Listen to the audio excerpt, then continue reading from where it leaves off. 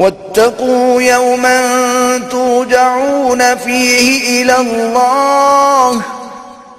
ثم توفى كل نفس ما كسبت وهم لا يظلمون. اور اس دن سے ڈرو جب کہ تم اللہ کے حضور میں لوٹ کر جاؤ گے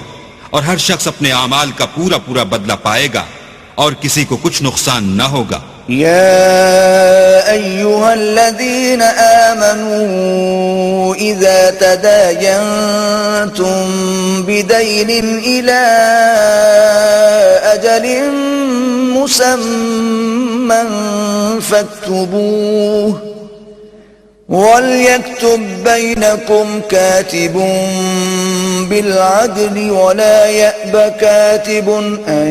يكتب كما علمه الله فليكتب وليملل الذي عليه الحق وليتق الله ربه ولا يبخس منه شيئا فإن كان الذي عليه الحق سفيها أو ضعيفا أو لا يستطيع أن يمل هو فليملل وليه بالعدل واستشهدوا شهيدين من رجالكم فإن لم يكونا رجلين فرجل وامرأتان ممن ترضون من الشهداء أن تضل إحداهما فتذكر إحداهما الأخرى ولا يأبى الشهداء إذا ما دعوا ولا تسأموا أن تكتبوه صغيرا أو كبيرا إلى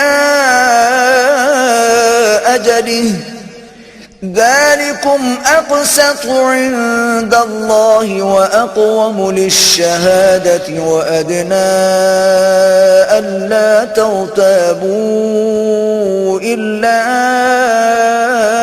أن تكون تجارة حاضرة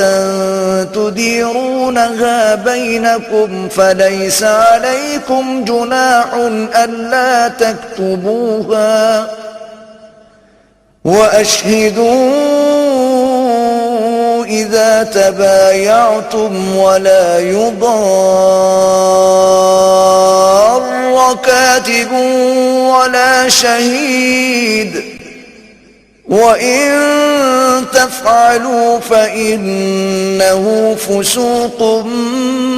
بكم واتقوا الله وَيُعَلِّمُكُمُ اللَّهُ وَاللَّهُ بِكُلِّ شَيْءٍ عَلِيمٌ. مومنو، جب تم آپس میں کسی میعاد معین کے لیے قرض کا معاملہ کرنے لگو تو اس کو لکھ لیا کرو، اور لکھنے والا تم میں کسی کا نقصان نہ کرے بلکہ انصاف سے لکھے. نیز لکھنے والا جیسا اللہ نے اسے سکھایا ہے لکھنے سے انکار بھی نہ کرے، اور دستاویز لکھ دے، اور جو شخص قرض لے وہی دستاویز کا مضمون بول کر لکھوائے، اور اللہ سے کہ اس کا مالک ہے خوف کرے، اور زر قرض میں سے کچھ کم نہ لکھوائے. اور اگر قرض لینے والا بے عقل یا ضعیف ہو یا مضمون لکھوانے کی قابلیت نہ رکھتا ہو تو جو اس کا ولی ہو وہ انصاف کے ساتھ مضمون لکھوائے. اور اپنے میں سے 2 مردوں کو ایسے معاملے کے لیے گواہ کر لیا کرو، اور اگر 2 مرد نہ ہوں تو 1 مرد اور 2 عورتیں جن کو تم گواہ پسند کرو کافی ہیں، کہ اگر ان میں سے ایک بھول جائے گی تو دوسری اسے یاد دلا دے گی. اور جب گواہ گواہی کے لیے طلب کیے جائیں تو انکار نہ کریں. اور قرض تھوڑا ہو یا بہت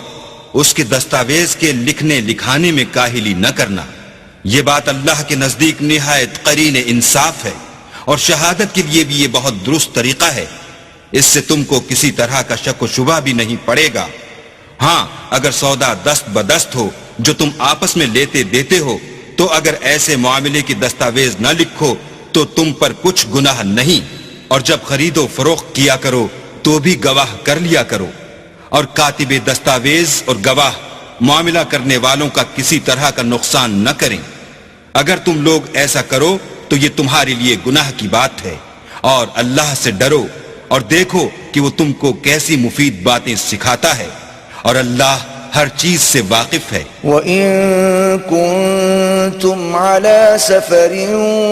وَلَمْ تَجِدُوا كَاتِبًا فَرِهَانٌ مَّقْبُوضَةٌ فَإِنْ أَمِنَ بَعْضُكُمْ بَعْضًا فَلْيُؤَدِّ الَّذِي اؤْتُمِنَ أَمَانَتَهُ وَلْيَتَّقِ اللَّهَ رَبَّهُ وَلَا تَكْتُمُوا الشَّهَادَةَ وَمَن يَكْتُمْهَا فَإِنَّهُ آثِمٌ قَلْبُهُ وَاللَّهُ بِمَا تَعْمَلُونَ عَلِيمٌ۔ اور اگر تم سفر پر ہو اور دستاویز لکھنے والا نہ مل سکے تو کوئی چیز رہن با قبضہ رکھ کر قرض لے لو،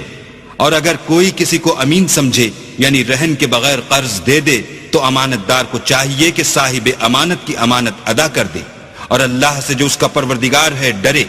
اور دیکھنا شہادت کو مت چھپانا، جو اس کو چھپائے گا وہ دل کا گناہگار ہوگا، اور اللہ تمہارے سب کاموں سے واقف ہے۔